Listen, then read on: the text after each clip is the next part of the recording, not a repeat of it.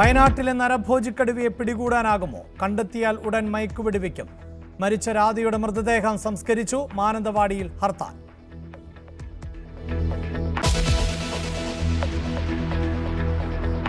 പാലക്കാട് വാദിയാർച്ചള്ളിയിൽ കാട്ടാനയാക്രമണം. ചവിട്ടേറ്റ കർഷകൻ ആശുപത്രിയിൽ. ആന ചവിട്ടിയത് വീടിന് സമീപത്തെ കൃഷിയിടത്തിൽ വെച്ച്. തമിഴ്നാട് നീലഗിരിയിൽ കാട്ടാനാക്രമണത്തിൽ യുവാവ് മരിച്ചു.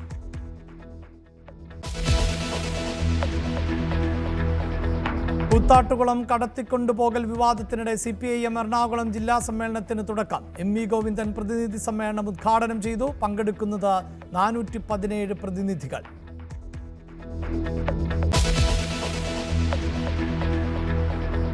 മാടായി കോളേജിന് പിന്നാലെ പയ്യന്നൂർ കോളേജിലും നിയമന വിവാദം. CPIM ബന്ധമുള്ളയാൾക്ക് നിയമനം നൽകാനുള്ള നീക്കത്തിനെതിരെ യൂത്ത് കോൺഗ്രസ്. പ്രതിസന്ധിയിലായി കണ്ണൂർ DCC നേതൃത്വം.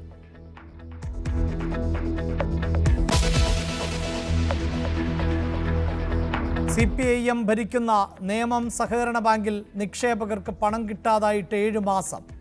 ബാങ്കിനു മുന്നിൽ പട്ടിണിക്കഞ്ഞി സമരം. നേമം പോലീസിൽ പരാതി നൽകി 400ഓളം പേർ.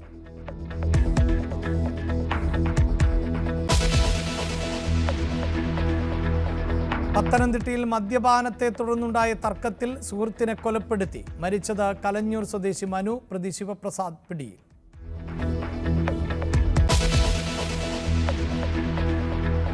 എഴുപത്തിയാറാം റിപ്പബ്ലിക് ദിനാഘോഷ ഒരുക്കങ്ങളിൽ രാജ്യം. മുഖ്യാതിഥി ഇന്തോനേഷ്യൻ പ്രസിഡന്റ്. പത്മ പുരസ്കാരങ്ങൾ ഇന്ന് പ്രഖ്യാപിക്കും. ADGP വിജയന് രാഷ്ട്രപതിയുടെ വിശിഷ്ട സേവാ മെഡൽ.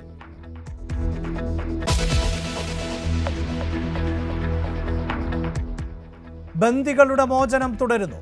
ഹമാസ് ബന്ദികളാക്കിയ 4 വനിതാ സൈനികരെ ഇന്ന് മോചിപ്പിക്കും. 200ഓളം പലസ്തീൻ തടവുകാരെ ഇസ്രായേലും വിട്ടയക്കും.